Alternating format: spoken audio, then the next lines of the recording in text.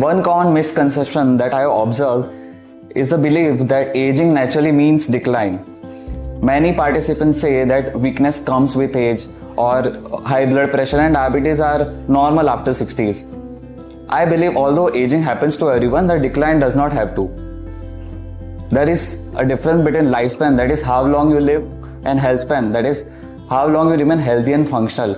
And I think that the focus should be on improving the health span and in adding life to years rather than adding years to life. Apart from this, a major concern that I have encountered is the amount of blood being collected as part of BHARAT Study. The volunteers often ask, how much blood will you take? I think there's worry for people who do physical work daily that giving blood might cause weakness. And in urban settings particularly, the concerns revolve around data privacy. People want to know how their samples will be collected, what are they being collected for, how the data will be stored, and whether the data could be misused.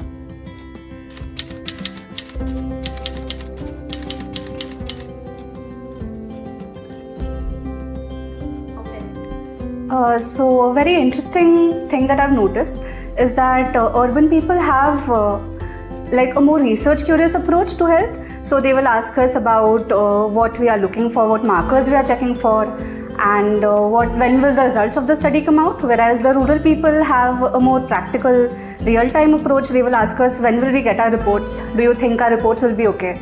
So that is something that I've noticed.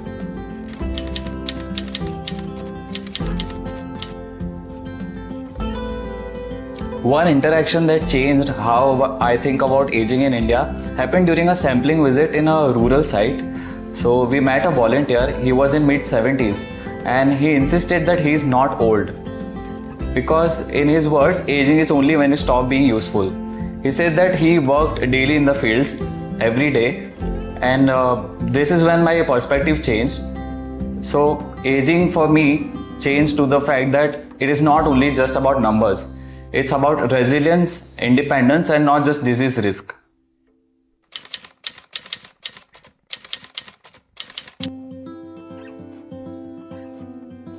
So I remember this time we had gone for sampling in Devanolli. It was a rural village and I was taking hair sample there. So that this old uncle around 60 years of age, 60 to 70 years of age came, and I had to ask him, since one of the exclusion criteria for taking hair is it should not be colored.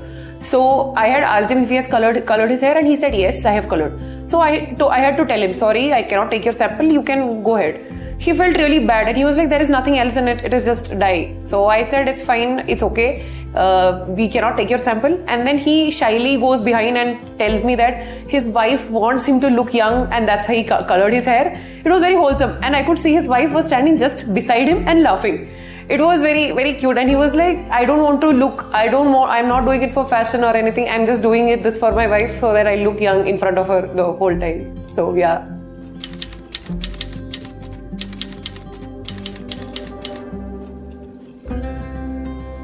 So the idea of longevity differs from rural to urban setting.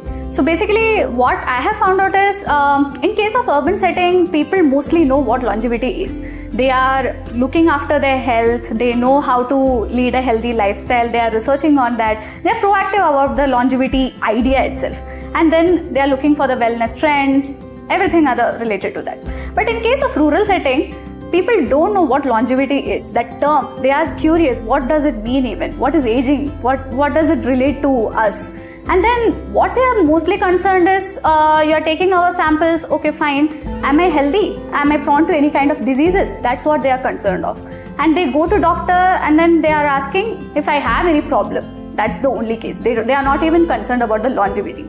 So the questions that we encounter in our day-to-day life before sampling is, why are you taking this much samples? I mean, the blood, cheek swab and everything, how does it relate to longevity?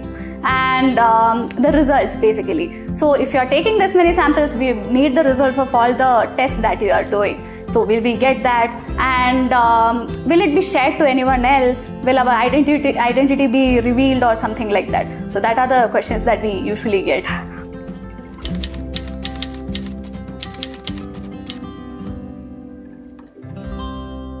Yes, so one belief that I've come across that has really surprised me, that in the Indian population, there's this engraved idea of equating aging with decline in health, mental capacity, and social capacity as well. So I did not expect this, because now, as we have so many evidence of that we have different outcomes at a given chronological age, and they can vary enormously. So yes, I do accept that age does increase the risk, but if we take the example of two people belonging to the same age group, maybe their 60s or 70s, both of them will have different conditions. Like, one of the person might be suffering from joint pains or low mobility or sugar, while the other person, he could be very physically active, socially capable, and cognitively very smart. So chronologically they are of the same age, but biologically and functionally they are very apart. So where does this gap come from? So this gap comes from their lifestyle choices, their access to healthcare, the community they live in. So my take is that we don't conflate chronological age with disease. Aging is heterogeneous, and many of the factors that determine healthy aging are actually modifiable. So I think my takeaway is that age is just a number, whereas health is a trajectory, and trajectories can be changed. And I also think that it's important to speak positively about aging. Some people embrace it. It should not be always viewed with fear. Some people say that those wrinkles are not signs of decline. Rather, they say that they have lived life. And they always, despite all the hardships, they always chose to be every single day.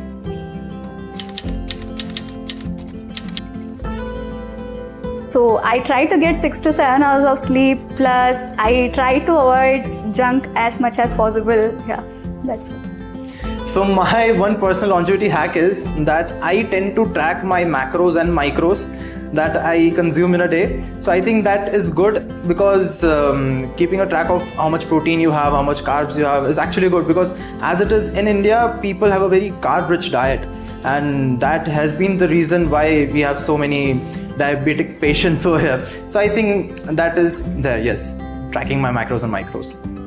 I have two. One is running, and second is having sweets only after meals. I work with advanced glycated end products, and I have learned through papers that exercising is important, and that I think is something that I would like to start, even though I don't do it. Okay, I don't have that.